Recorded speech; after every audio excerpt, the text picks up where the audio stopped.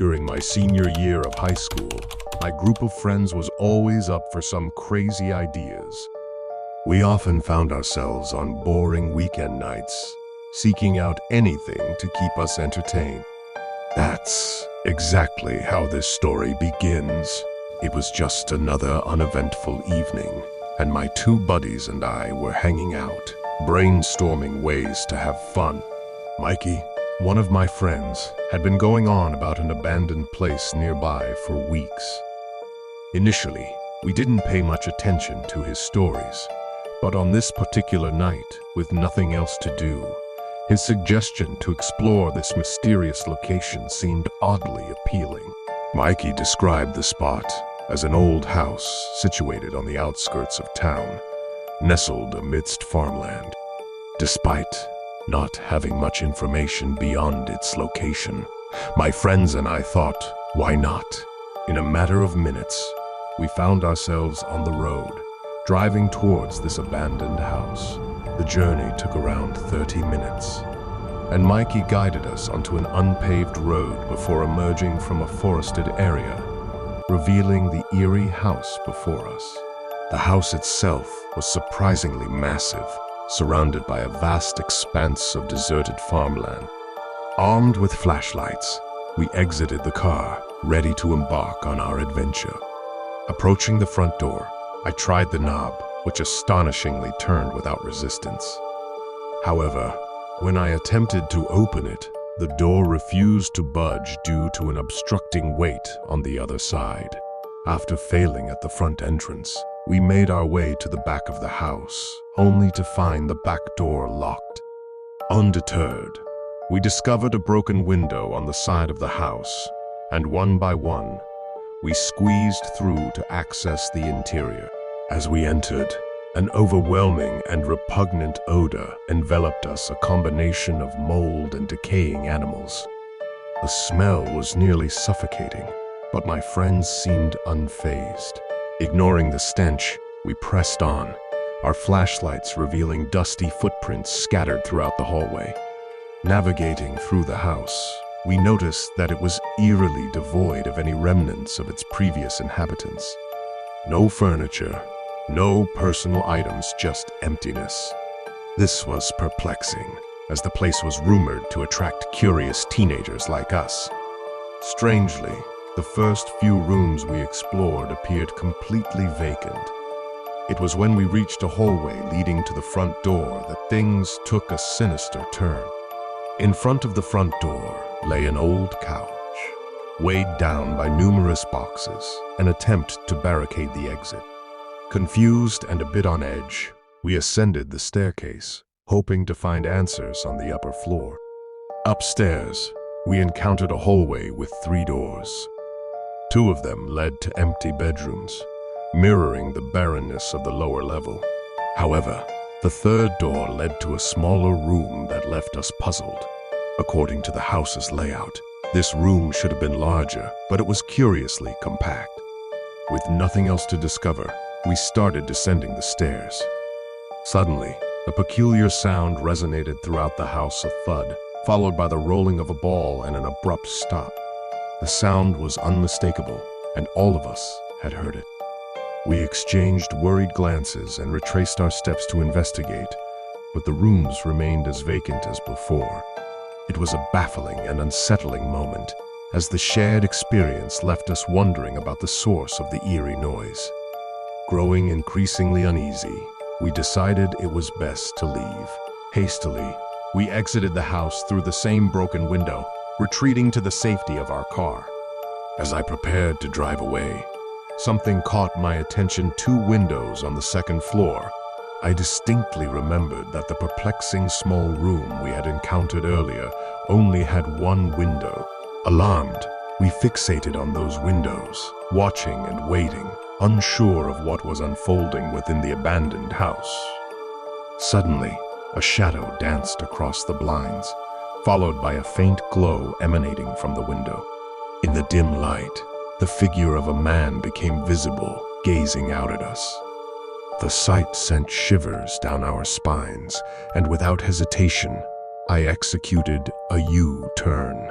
accelerating down the rugged dirt road, desperate to escape the unsettling encounter. After discussing the situation, we decided to involve the police. However, their investigation yielded no results. Whoever had been inside the house had vanished, leaving no trace behind. Looking back on that night, I can't help but feel relieved that we didn't delve deeper into the house. It's quite possible that whoever was hiding there was prepared to take drastic measures to avoid being discovered. The memory of that eerie experience still lingers, serving as a reminder of the unknown and potentially dangerous mysteries that can lie hidden within abandoned places. It was nearly 4 years ago when this unsettling incident took place during a road trip I was embarking on across the country. I've always been someone who enjoys traveling and exploring new places, often going on long road trips and stopping at fantastic hiking spots and campsites all around the nation. At that time, I had been on the road for over a month, traversing various destinations. This story begins with a brief break I took in a small town in Nevada. While hanging out at a local bar and engaging in conversation with the friendly locals, they inquired whether I had come to see the mines. Puzzled by their question, I sought more information. They elaborated on the presence of numerous abandoned mines and mining towns scattered across the state. Intrigued by this newfound information, I decided to research further that night. True to their word, I discovered a wealth of fascinating abandoned mines not far from my current location. Originally planning to simply pass through Nevada, I couldn't resist the allure of exploring these abandoned mining towns. The next day, I set out towards one of these intriguing locations. Although the hike itself was only an hour and a half, it was an uphill climb. Eventually, I reached the abandoned mining town, nestled on a flat area of a prominent hill. The town comprised 20 to 30 small wooden structures, with a central railroad track leading to the mine entrance. My flashlight in hand, I walked along the railroad, taking in the uniform rows of weathered wooden buildings. While my primary focus was the mine, I couldn't help but be captivated by the ghost town's presence. I ventured into one of the structures, but it was filled with debris, leading me to believe that the others would be in similar conditions. Upon reaching the mine entrance, I illuminated the tunnel with my flashlight, revealing a seemingly endless passage. With curiosity getting the better of me, I ventured into the tunnel. As I progressed, the silence around me grew more profound, eventually being accompanied only by the echo of my footsteps. After a few minutes, I reached a point where the railroad tracks came to an end. A sign indicating the closure of the area lay ahead. Disregarding the warning, I continued, noticing that the tunnel's dimensions began to change, becoming shallower and less refined. Negotiating a downward slope, I encountered a section where the tunnel floor had caved in, leaving a perilous gap. A makeshift walkway had been set up by a previous explorer, but it appeared precarious and unsafe. Peering down into the abyss, I recognized the potential danger and chose an alternative route, a side passage that I had initially passed up. This passage led me to a ladder, signaling a descent into a steep tunnel. As I made my way down the ladder, I heard an unsettling sound from below, a resounding thud, reverberating through the mine. The echo distorted the source's proximity. Illuminating the area below, I spotted a large rock obstructing the passage. Curiously, this rock differed significantly from the surrounding material. This discovery raised questions about its origin and the cause of the thud. Cautiously, I pressed forward, only to encounter an unexpected sight further down the tunnel. Two figures, almost indistinguishable, stood approximately 10 feet away, a man and a woman. A sense of unease washed over me as their gaze met mine. Their expressions conveyed a lack of recognition, as though I were invisible. Mindful not to provoke any confrontation, I slowly retreated, my heart pounding. Upon reaching the ladder, I maintained my composure and began climbing with deliberate care. Midway up, a chilling sensation gripped me as I sensed movement on the rungs below. Glancing downward, I was met with an abyss of darkness. Panic surged through me, and I screamed, propelling myself upward as quickly as possible. Bursting out of the mine, I sprinted away from the ghostly town, my fear propelling me forward. During the return hike, I contemplated the encounter, attempting to rationalize the unsettling events. Perhaps the sound I had heard was simply their footsteps, and I had misinterpreted it in the moment. Nevertheless, the experience remained deeply unnerving. Determined to take action, I drove to a nearby police station to report the incident. Despite my account, it appears that the authorities didn't conduct a thorough investigation. Since then, I've delved into online research and contemplated various theories surrounding the enigmatic figures. There have been documented cases of couples disappearing in the area over the past decade, often linked to serious crimes. This unsettling revelation leads me to wonder whether these two individuals could have been connected to these unsettling disappearances. Reflecting on this harrowing encounter, I realize how fortunate I was to have escaped unscathed from a potentially perilous situation. In a small town far away from bustling cities, my best friend Glenn and I grew up in a close-knit community where everyone knew each other. During our formative years, tales of eerie occurrences circulated around the town, though most seemed too far-fetched to be true. One recurring story involved an abandoned community nestled within the surrounding woods a few miles away. While we initially dismissed these stories as mere rumors, our curiosity eventually got the better of us during our high school years. As we delved deeper, we discovered that this enigmatic community was indeed real, shrouded in a rich history. Unable to resist the allure of the unknown, we hatched a plan to venture into the woods and uncover the truth.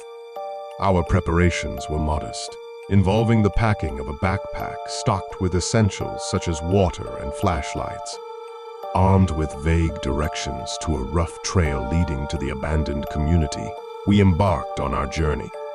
The trail led us for approximately 3 miles until it abruptly ended, leaving us in an apparent dead end. Skepticism crept in, hinting at the possibility of a prank, but Glenn's determination pushed us forward. Against my concerns of losing our way without the sun's guidance, Glenn urged us to continue off the beaten path for another half-mile. By this point, time had slipped away, and the sun was beginning its descent. As we were on the brink of retreating, Glenn's sharp eyes caught a distant shape, a form that seemed distinctly man-made. Drawing nearer, the shape revealed itself to be a dilapidated cabin, a testament to the passage of time and neglect. Evidences of recent human presence were scattered around, lending an air of unsettling authenticity to the location. Moving around the cabin brought an astonishing revelation, a large field where the once thriving trees had been replaced by 6 cabins of varying sizes, alongside other enigmatic structures. Our initial shock at discovering this place intensified as we explored further. The houses stood in varying states of disrepair, frozen in time. Peering into one of the cabins, I found furniture still arranged as it had been decades ago, now covered in a layer of dust and decay. The setting sun cast long, haunting shadows, amplifying the eerie atmosphere. Venturing into what appeared to be a bedroom, I became aware of footsteps outside the cabin. My heart raced as I gazed through a crack, catching sight of a tall, disheveled man in his mid-50s. Dressed in tattered garments, he roamed the vicinity. Panic gripped me, and I turned back into the cabin, only to find that Glenn was nowhere to be seen. Alone and anxious, I ventured outside, scouring the field for any sign of my friend. My frantic search yielded no results, and my anxiety intensified as darkness cloaked the woods. Suddenly, a blood-curdling scream pierced the air, originating from the other side of the abandoned town. My heart pounded as I glimpsed Glenn sprinting through the field. Our eyes met, and without hesitation, we fled into the woods, driven by an instinct to escape the unknown terror that had befallen us. Though we managed to find our way back to the trail before the sun completely disappeared, the darkness that followed shrouded our path. Finally reaching safety, I anxiously questioned Glenn about his ordeal. He recounted an eerie encounter in one of the cabins, an unsettling realization that the place wasn't as abandoned as it seemed. As he attempted to leave, he was confronted by the very man I had spotted earlier, armed with a knife. The man's eyes betrayed a sinister hunger, propelling Glenn into a frenzied escape. The events of that ill-fated day taught us a grave lesson. The ill-conceived decision to explore the abandoned community almost cost us our lives, a harrowing reminder of the perils that lurked beneath curiosity's surface. In the end, our brush with danger underscored the importance of heeding warnings and recognizing the potential consequences of venturing into the unknown. Thank you for joining us for this journey. Don't forget to like, subscribe, and share this video. Goodbye.